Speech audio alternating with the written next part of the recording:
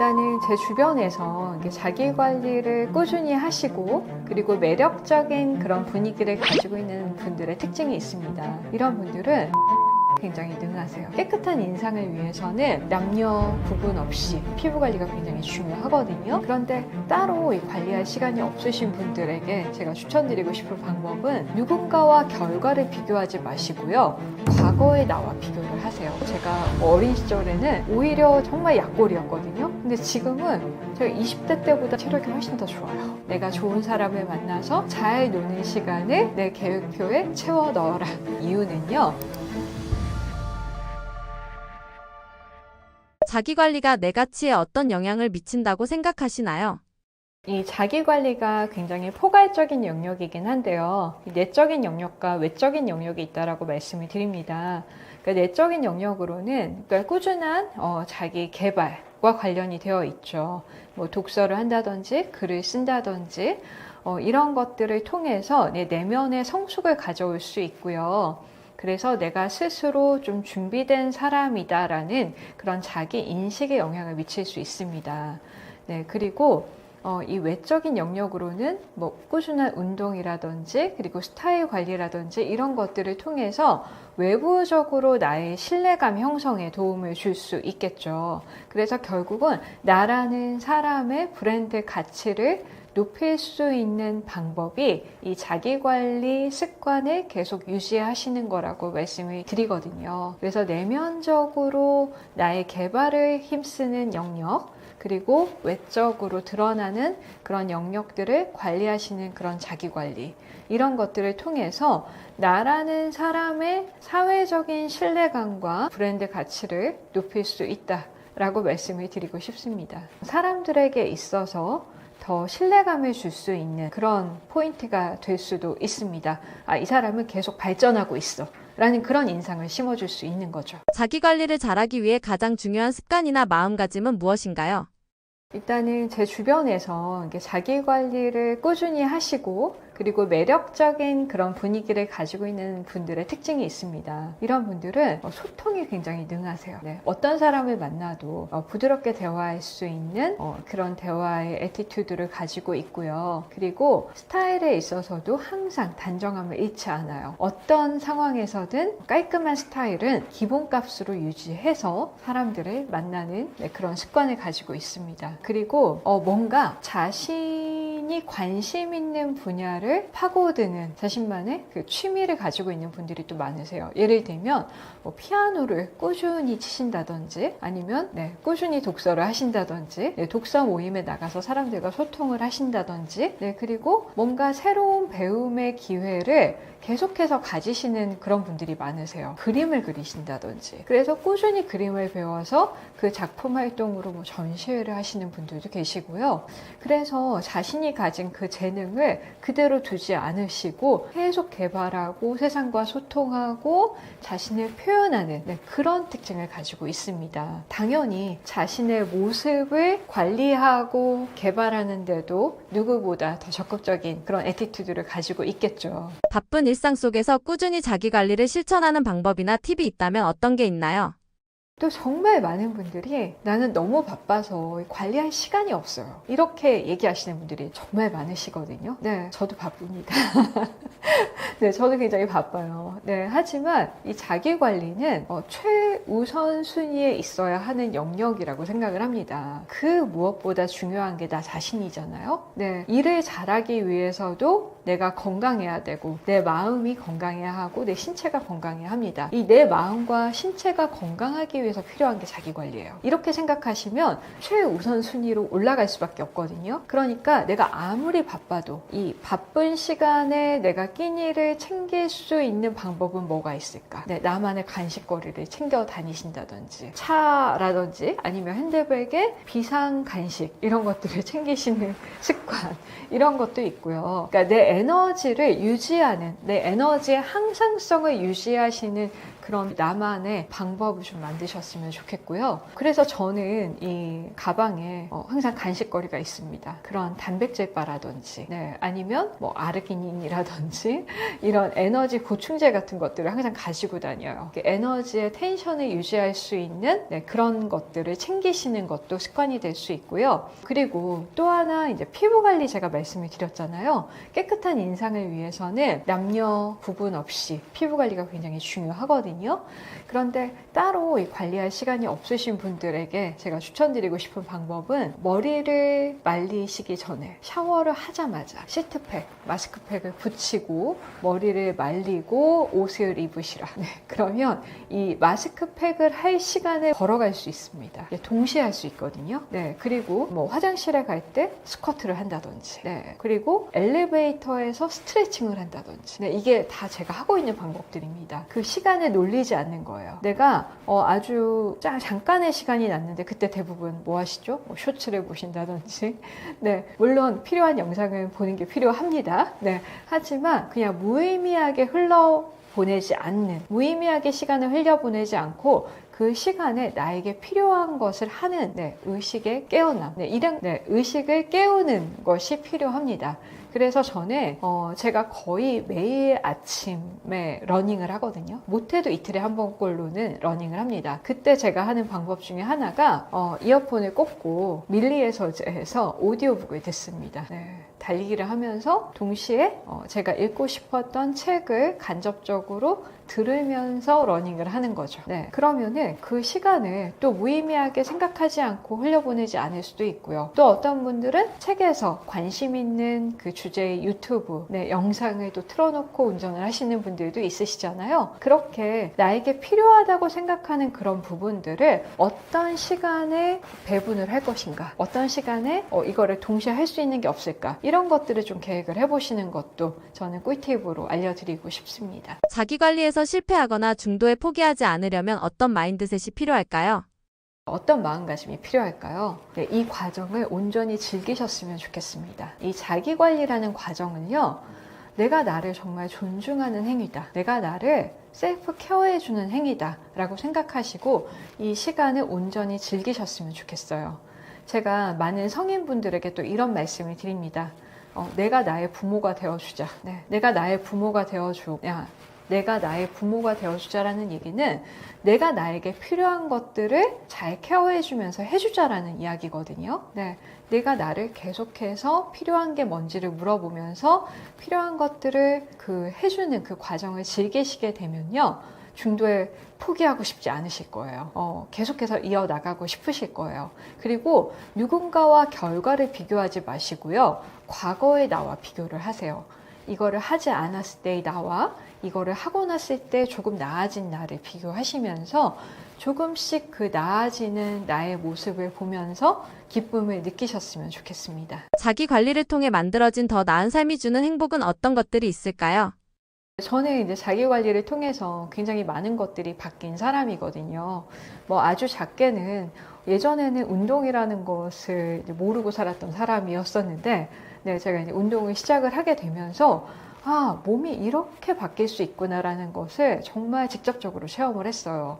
오히려 제가 뭐 초등학교 시절, 어린 시절에는 정말 약골이었거든요. 근데 지금은 제가 20대 때보다 지금이 체력이 훨씬 더 좋아요. 오히려. 그래서 이 자기관리의 모든 베니핏을 다 누려본 사람이라고 자신 있게 말씀을 드리고 싶어요. 근데 저도 처음부터 이런 결과를 기대했던 건 아니에요. 그냥 이걸 하고 나니까 조금 나아진 것 같네. 그리고 이걸 하니까 좀 기분이 좋네. 약간 이런 느낌에서부터 시작을 했었는데 계속 꾸준히 이게 쌓여가니까 체형이 달라지고, 체력이 달라지고, 자신감 당연히 생기고요. 그리고 내가 계속 뭔가 새로운 것에 도전할 수 있는 사람이구나라는 그 자기 인식에도 변화가 생겼습니다. 그래서 어떤 새로운 일을 하는데 주저함이 없어졌어요. 많은 변화와 성장의 기회를 얻게 됐습니다. 자기관리를 하고 싶은 사람들에게 해주고 싶은 조언 있으신가요? 자기 개발을 되게 또 어렵게 생각하시고 또 뭔가 목표를 설정하시고 뭐 구체적으로 뭔가 나아져야 된다 이런 또 강박을 가지시는 분들도 있으실 것 같은데요. 저는 이 자기 관리를 내가 나를 사랑해주는 행위라고 또 생각을 하셨으면 좋겠습니다. 내가 나를 정말 더 아끼고 사랑해줄 수 있는 방법이 뭐가 있을까? 네, 이것은 내가 마음에 드는 나로 되어가는 이 과정을 즐기는 이 시간 속에 있다고 생각을 합니다. 우리가 나이 드는 것이 아니고요. 더 나아지는 나를 매일 만나는 시간이라고 생각하셨으면 좋겠어요. 저는 나이가 들어도 얼마든지 과거의 나보다 더 나은 나를 만날 수 있다고 생각을 하거든요. 그리고 실제로 이런 생각이 노화의 속도를 늦춘다고 합니다. 네, 여러분들도 시간의 흐름을 그냥 노화라고 생각하지 마시고 더 나은 나를 만나는 변화의 즐거운 과정이다 라고 생각하셨으면 좋겠습니다. 네, 그리고 저는 이 자기 관리를 꾸준히 하시는 분들이 또 계속 자기 관리만 하시는 분들이 있어요. 사람도 만나지 않고 운동하고 독서하고 공부하고 그러다 보면은 사람을 만날 시간이 없다 이렇게 얘기하시는 분들이 있거든요. 그런데 저는 이 모든 것들을 나의 행복을 위해서 하는 행위잖아요. 그런데 내 삶의 행복을 높이는 가장 또 큰 요인 중에 하나가 관계라고 생각을 합니다. 그리고 우리가 옷을 잘 입고 나의 외모를 관리하는 이유도 결국은 저는 관계성에 있다고 생각을 해요. 좋은 관계를 만들기 위해서. 이 좋은 관계를 만들기 위해서는요, 또 잘 놀아야 합니다. 그래서 여러분들이 만나고 싶은 사람 꼭 만나시고요. 그 일정들을 계획표에 채워 넣으세요. 그러면 내가 정말 열심히 운동하고 공부하고 이런 것들이 또 보상으로 다가옵니다. 그래서 꾸준히 자기 관리를 할 수 있는 이런 동력이 되기도 해요. 내가 좋은 사람을 만나서 즐거운 시간을 보내는 것도 자기 관리의 이유이기도 하거든요. 그래서 여러분들 제가 다시 한번 말씀드리지만 잘 노는 시간을 내 계획표에 채워 넣어라 라는 것을 또 권유해 드리고 싶습니다. 일상생활 속 품위 있는 사람들이 자주 쓰는 말이 있을까요? 저는 저 자체가 뭐 이렇게 품위가 있거나 이렇게 품격이 있지는 않습니다. 근데 직장 다니면서 후배들에게 이 얘기는 꼭 했습니다. 세 가지만 잘하면 직장 생활 잘할 수 있다. 첫 번째, 인사 잘하는 거예요. 인사. 사람들에게 인사 잘하는 거. 두 번째, 남의 말을 경청하는 거. 그리고 세 번째, 약속을 지키는 거. 요 세 가지만 해도 기본은 한다. 직장 생활 아무 문제 없다. 그런데 이제 인사 잘하는 거 말씀을 드렸는데 되게 이제 품위 있게 이렇게 말하는 사람들 보면 그 말 안에 5가지가 있습니다. 5가지. 5가지 말을 잘합니다. 첫 번째는요. 늘 감사합니다. 감사하는 말을 잘합니다. 늘 고맙다고 그러고 감사하다고 그러고 감사 표시를 잘합니다. 두 번째는요. 축하를 잘합니다. 축하요. 사실 축하하기 쉽지 않습니다. 진심으로 축하하기 쉽지 않습니다. 왜 그러냐면 남이 잘 되는 게 배 아프거든요. 근데 진심으로 축하하는 사람들이 있습니다. 그게 느껴집니다. 축하하는 말을 잘합니다. 세 번째로 칭찬하는 말을 잘합니다. 남을 축켜 세워줍니다. 자기를 낮추고 남을 축켜 세워줍니다. 네 번째로요. 위로와 격려의 말을 잘합니다. 늘 남을 위로해주고 남의 어려움에 공감하고 격려해줍니다. 그러려고 노력합니다. 남에게 힘을 주려고 노력합니다. 마지막 5번째로요. 사과하는 말을 잘합니다. 사실 사과는 용기가 필요합니다. 자기가 잘못했다 얘기하는 게 쉽지 않습니다. 근데 진심으로 사과하는 사람에게 우리는 품격을 느낍니다. 그러니까 우리 기본적으로 인사 잘하는 게 이제 중요하고요. 5가지 말. 첫 번째, 축하하는 말. 두 번째, 칭찬하는 말. 세 번째, 위로하고 격려하는 말.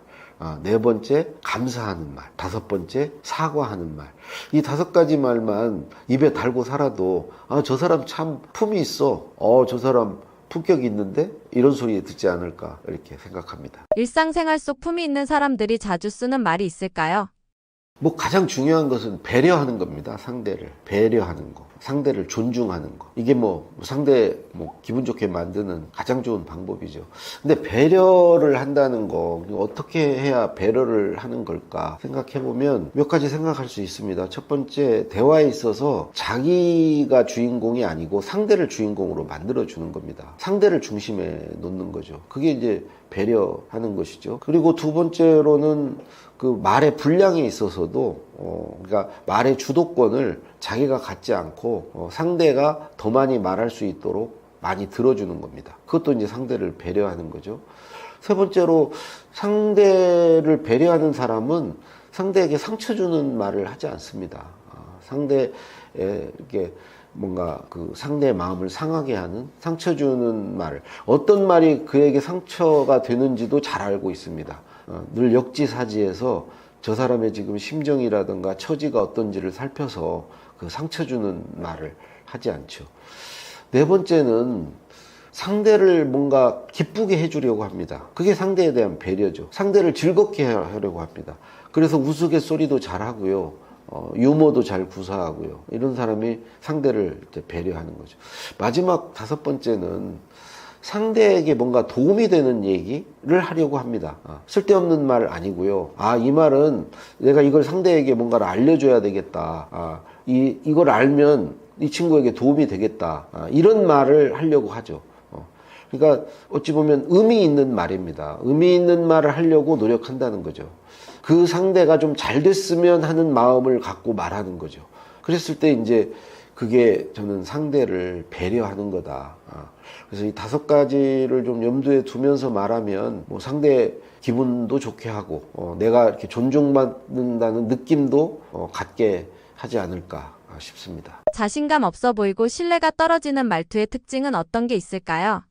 그 자신감 없는 말투, 그런 말씨를 가진 사람의 특징이 좀 몇 가지 있죠. 그래서 첫 번째는 말끝을 흐립니다. 그러니까 소위 그 글로 보면 서술어를 뭉개버립니다. 그냥 어물어물합니다. 끝에 말을 그냥 웅얼웅얼 하면서 이게 말끝을 흐리는 경향이 있죠.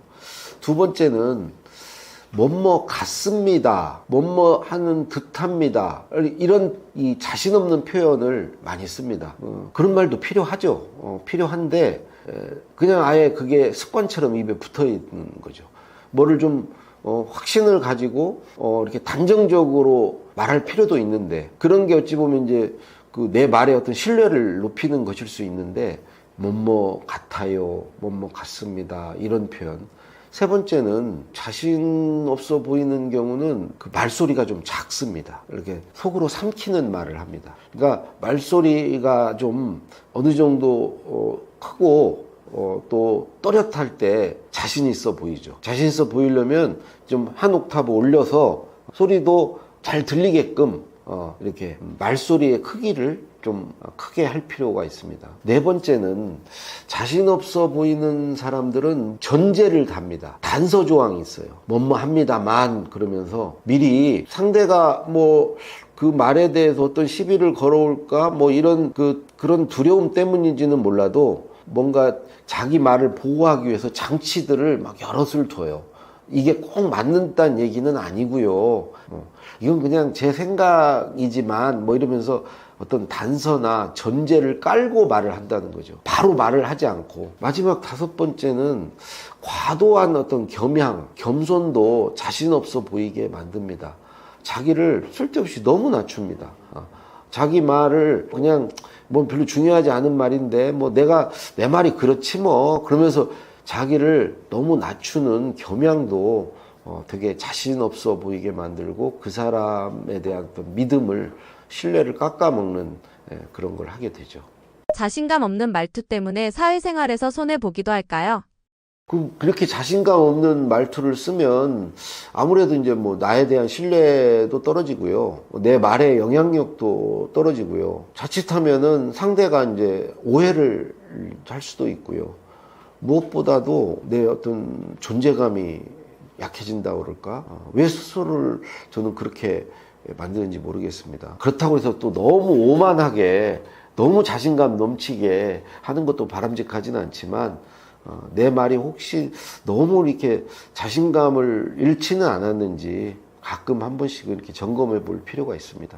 인간관계를 망치는 최악의 말습관은 어떤 게 있을까요?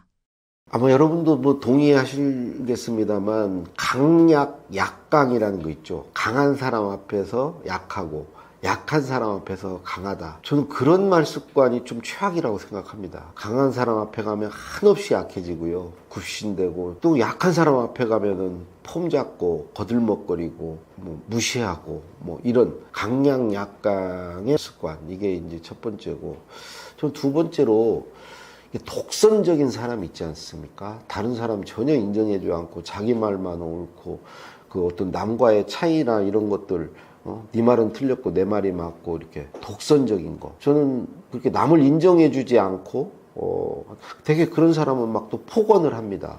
자기가 최고입니다. 자기 말만 옳습니다. 그래서 막 심지어 막 욕설도 합니다. 이게 이제 저는 또 두 번째로 최악이고, 세 번째는 그 이간질 하는 사람 있지 않습니까? 이 사람과 저 사람을 이간질 하는 거. 이 사람에 가서는 저 말하고 저 사람에 가서는 저 말하고.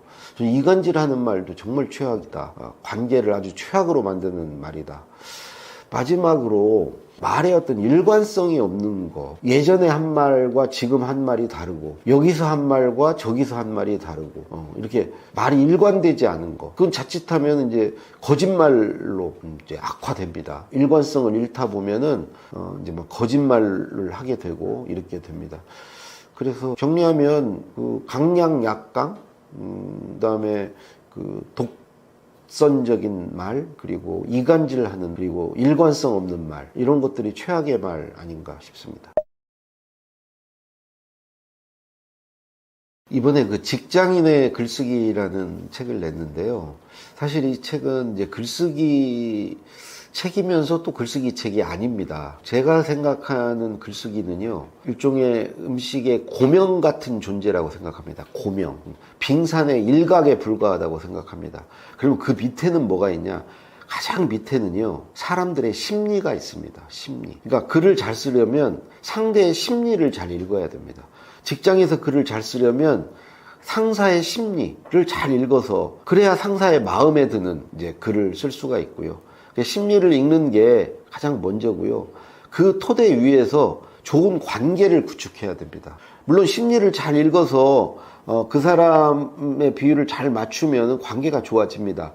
이 관계가 좋지 않으면 좋은 글을 쓸 수가 없습니다. 왜 그러냐면, 관계가 나쁘면요, 그 사람이 나에게 이야기를 해주지 않습니다. 정보를 주지 않아요. 그래서 어떤 글을 써야 될 때 써야 되는 이유가 뭐고, 목적이 뭐고, 의도가 뭐고, 이런 걸 알려줘야 글을 잘 쓸 수 있는데, 관계가 나쁘면 이런 말을 해주지 않는다는 거죠. 그래서 관계가 좋아야 됩니다. 근데 그 관계 위에 뭐가 있냐? 소통이라는 게 있습니다. 방금 알려줘야 잘 쓸 수 있다고 하지 않았습니까? 관계가 좋으면 소통이 원활해집니다. 그래서 소통이 원활해졌을 때 우리는 좋은 글을 쓸 수 있습니다. 그러니까 좋은 글을 쓰기 위한 그 세 가지 요소가 있는 거죠. 심리와 관계와 소통입니다. 직장인의 글쓰기 안에 이 세 마리 토끼를 다 잡을 수 있는 어떤 방법들을 넣어놨습니다. 우리는 어떻게 심리를 읽고, 어떻게 좋은 관계를 만들고, 어떻게 소통할 것인가, 글을 통해서 어떻게 글을 잘 쓸 수 있을 것인가, 이걸 직장인의 글쓰기에 다 담았거든요. 꼭 한번 읽어주시면 고맙겠습니다.